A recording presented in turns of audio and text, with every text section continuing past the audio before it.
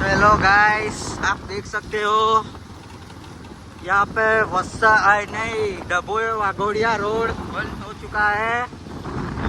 ये पूरा माहौल गर्म हो चुका है। ये देखो सब पानी में खेत फंस गया है। अब नहाने जाने वाले हैं हम। देखो आप देख सकते हो। આગળ જઈને બતાવીએ હવે જો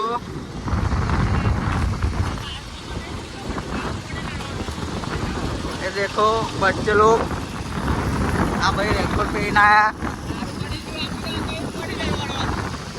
हाँ देखो ના આગળ જવાનું હે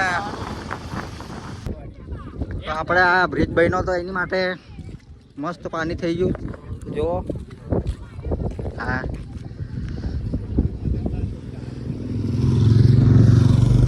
तो गाइस जो कराली बाजू जसो आवे आई तो माचो दई लीधी। सॉरी गाइस कारो नहीं चलो हाँ तो चढ़से गाड़ी અને હવે તું પાર મોબાઈલ પકડજે। હા જાજો ભાઈ હા દાદા ચા हाँ बताई दे माहौल बताई दे माहौल करो बताई दे।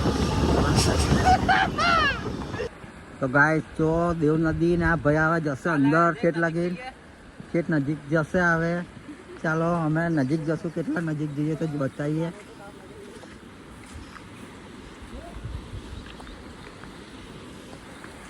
लो गाइस